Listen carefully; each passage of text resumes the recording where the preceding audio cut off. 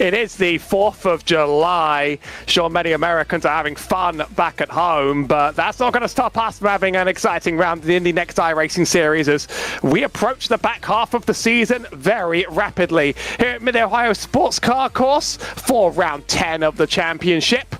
I'm Howie Burroughs alongside Dan Ench here today. Slick surfaces, off cambers that have the track disappear underneath your wheels. Oh, that's so much fun. And we are just about ready to get ourselves rolling. Right on cue, green flags on the road. That's David Clennon very much jumping. That's actually Elderson on the left-hand side too, jumping back and forth as Juan Luis Alfaro covered off P1 pretty aggressively. Toby Deck there in the reds just dived around Clennon, who's dropping quite hard. Elderson didn't quite get checked up bad enough to lose P1. A few drivers off in the back on board with Tyler Beeman, though mostly single file. Toby Deck, one of our gainers, one place up on that little opening scuffle, and Clennon really dropping back. Well, this is the way you expect it to start at Mid-Ohio. That keyhole is so critical to get this race started. We saw a couple go off. Now let's see what happens through the S's. See, even some of the front runners like Deck getting off in the grass coming around turn one. You got to be careful there. Julius Brooks to the inside of Zach Purcell.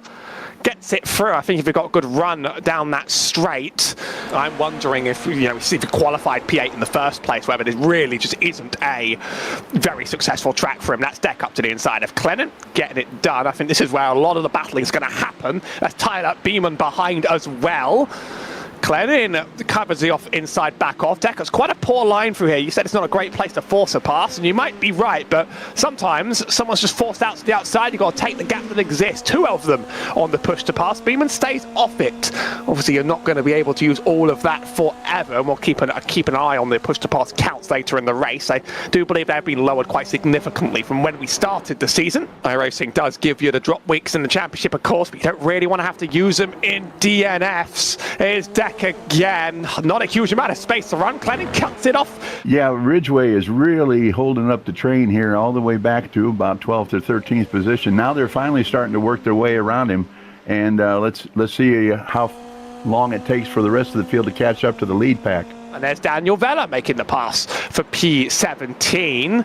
It's a very wide skill lobby. It's wider skill than the usual SOF. If we had one more driver, we would have split this into two races of 12 and 13. And that would have been kind of sad. I mean, I actually quite like having a field this wide. You really get to see a little bit of everything. If you're the 18 car, you're in the bottom half of iRating with some of the strongest drivers, and it's impressive to see him tangle. There's McDonough to the inside, P10. And Hansen is the first one who's going to come under fire from the leaders. He's almost, well, over a minute now down. And Garrett Diaga right behind him. He's going to have a problem, too, if he doesn't speed it up a little bit. But here comes the first big test, and we're only 6 laps in. We're going to see some lap traffic appear in just a moment. Out wide, Clennon. No, there's a little bit of momentum on exit, but there might not be as much rubber out there as well.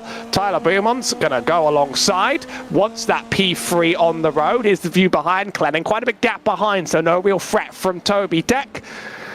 Beeman's going to take third for now. I'm really impressed by this charge through the field. I think Swaim has already decided he's going to take it easy, let these guys dice it out in front of him, and he'll get set for the last few laps. There's Swaim, understeers into the turn, into the 16. Okay, I may be wrong. Wow, that was a bit of it, but also Tyler's seems to have dropped quite some bit from sort of having control of this battle and then dropping back a few places. I remember when the Indy NXT car launched at iRacing, we would have got a meatball from something like that. Yeah, he was just struggling to make it through the turn, and good on him for backing out of the situation. By the way, it's quite hot on the track, 42 Celsius track temperature, 107 Fahrenheit on the track, 25 in the sky, 77 Fahrenheit. And Patrick McDonough gets alongside. I thought maybe he'd send it under braking. It was going to be a little bit bold. Got it done pretty easily. That's one for P10. Julius Brooks now has to hold off Michael Rozak. On the curb one end, very wide. Has been understeering for a few of these turns. Didn't actually say point to the right direction, but at least didn't go backwards. Further back down this line, I believe that's Rozak and Wald dueling. There's Wald on the outside, and that's Wald with a little bit too much power and not enough grip. Around and back. We have a replay that goes back to the other half of the lap, which is usually a really good sign that something has gone wrong. He just decided, nah, had enough of this, which Sometimes I feel that way, you know. Oh, a bad lockup as well. And to the outside. Ooh. Could have been a little bit scary. Al-Ferry really struggling for pace. Right side, I've been told there's some left rear damage on that car. You could see it actually. There's going to be some kind of like rear ending or mistake or slide. There's the slide. What a big hit. 2 big hits. Forgiven on the rear wing. 2 cars absolutely slammed. I believe that includes Andre Al-Ferry. I can't quite tell the car ahead. Ridgway off the track. And that lap car making things inconvenient. Keeps it together though, in one piece. A really good job to save that one from Ridgway. Still chasing. Tyler Beeman up to the inside, finally gets it done, and the exit is poor, and that's gonna force him to do it all over again. And I'm going to give Beeman some big kudos. Watch this on the outside of the keyhole. Now, normally, if you're that far outside coming around the keyhole, that slant is going to get you. You're going to be in the grass and maybe even the gravel track. So here is Clennon. Something happened to him to drop him back. Oh, out wide, the camber catching you, and that turns into a spin over the curb. Here's Al, not quite how that one happened. It must have just been a better exit, and finally pushing down on that fast pedal. I don't know what the push to pass values on these cars are again, but you force someone out to the outside of that keyhole.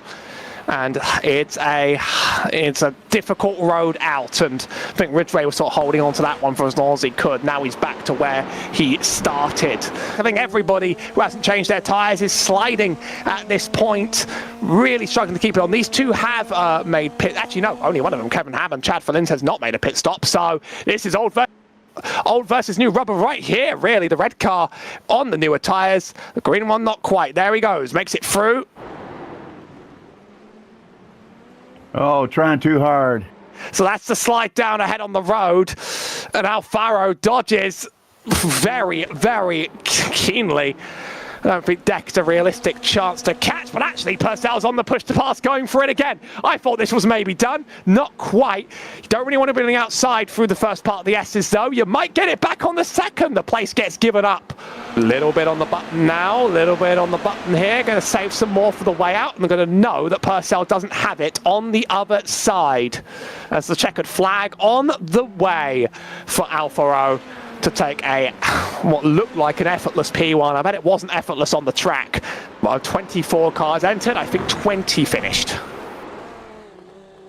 Or Ridgway really trying to put a spanner in the works and undo the very things I've said there. A little bit scary around the lap cars on the track. He finally gets it done.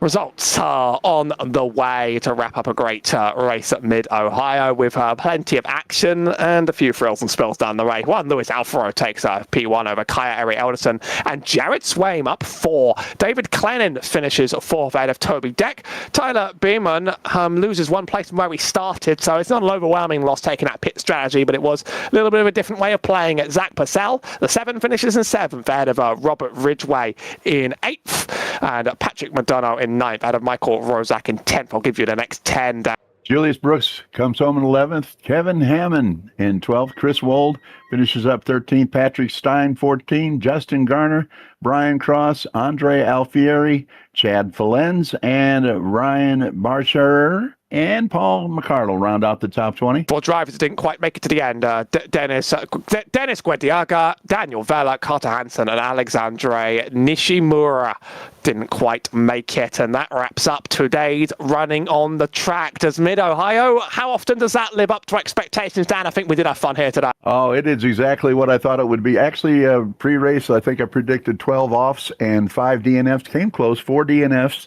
And probably 30 offs during the course of the race.